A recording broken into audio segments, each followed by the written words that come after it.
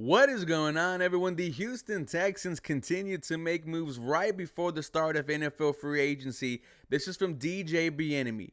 Breaking news, the Texans have re-signed kicker Fairbairn per source. It's a 3-year, $15.9 million deal, as Aaron Wilson reported. Fairbairn, one of the most consistent kickers in the NFL, in 14 games, was 29 of 31 on field goals, missed a 47-yarder and a 51-yarder against Baltimore, meaning inside the 45, he was automatic. It was lights out. On extra points was 27 of 28. You give Fairbairn top 5 kicker money because that's exactly what he is, a top 5 kicker in the NFL. And Fairbairn, he's been in Houston for a minute. I think was there in the final years of Deshaun Watson, has been here during the dark times, and I'm glad that as the Houston Texans team are back in the playoff picture, he gets to be along for the ride. He's one of the best in the NFL. Excited for him and the future of this Houston Texans special teams. With that being said, ladies and gentlemen, that is not the only news. The Houston Texans have mutual interest in a free agent linebacker. We're going to talk about that. Welcome, everyone, to the 713 Houston Sportcast. I am your host, Ruben Calvillo. I drop daily Houston Texans content, and this episode was brought to you by my friends at Underdog Fantasy. Download the app and use my promo code 713HOU for a first-time bonus deposit up to $100. And ladies and gentlemen, thank you all so much for watching today's episode. Now, like I mentioned in the intro, the Houston Texans have their eyes set on a pending free agent linebacker. Check this tweet out. There is some mutual interest between the Texans and Pro Bowl linebacker Patrick Queen, according to DJ Bieniemy. Now, we've been talking about Patrick Queen potentially joining the Houston Texans for quite some time now. For some Houston Texans fans, he's their big free agency target that they want. I mean, I could see why.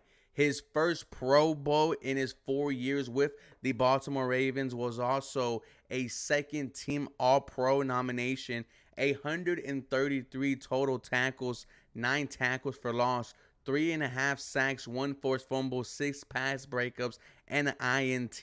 Was all over the field for the Baltimore Ravens, really flourished next to Roquan Smith, who was arguably the best linebacker in the NFL. And PFF said that Queen's pass rushing prowess is not captured below, but it carries significant value in addition to his strong play against the run and in coverage. Over the past 2 seasons, his 48 quarterback pressures and 8 sacks over the past 2 seasons are both second among off-ball linebackers. With Baltimore's addition of linebacker Roquan Smith, the highest paid player at the position after last year's extension, and the team having several other pending free agents, Queen should get to test the market and potentially do quite well for himself. Now, PFF has his projected contract at 4 years, $72.5 million total, $50.25 million guaranteed, and during those 4 years, making $18.13 million annually. That's what it would potentially take to get Patrick Queen on the Houston Texans, putting him alongside Christian Harris. I would not mind that at all, but there is some conversation about whether or not Patrick Queen is the right linebacker for the Houston Texans. This is from my brother Cody Johnson. Make sure you guys follow him at FB_Lone Star. Starting with Queen, the biggest issue I have is seeing an actual fit for him with the Texans. Queen and Harris are very similar body types and play styles, both suited best as a run and chase will linebacker. Some of you will ask, why can't they play next to each other? I'll explain. The Ravens actually tried Queen at Mike linebacker coming out of college, in which he was pretty underwhelming.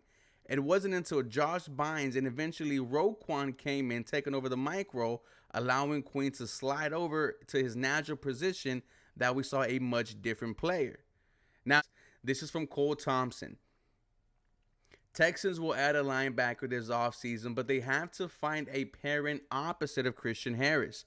Harris is a will linebacker only, meaning you have to find a middle option to complement him. Queen also is coming over from a 3-4 unit. He's a fit, yes, but I could see the two others as well. The two other linebackers being Aziz Al-Share and someone like Jordan Brooks. Now, Patrick Queen has seen this, and he himself has responded, saying, "You do know both linebackers play Mike and Will based on the formation, right? Stop trying to label me. I do it all." Now, it's interesting to see how this will play out for the Houston Texans, because I could understand why they want Patrick Queen.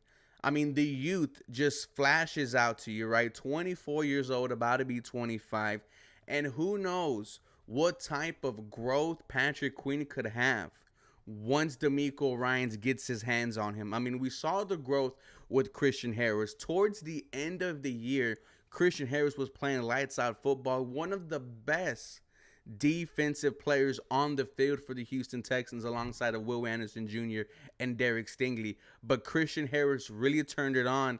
And, you know, at the beginning of the season, we were saying, man, what's going on with Christian Harris? It doesn't look like he has put it all together yet. And then right when playoff time hits, gets the pick six against the Browns and absolutely balls out against the Baltimore Ravens in the first half. Really took over a sack on Lamar Jackson.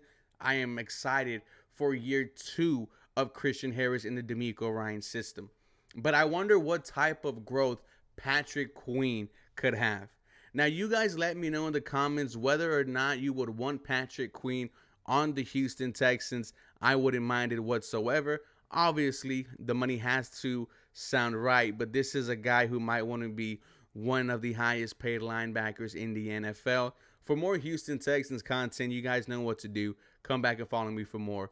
Go H-Town. Have a very blessed day.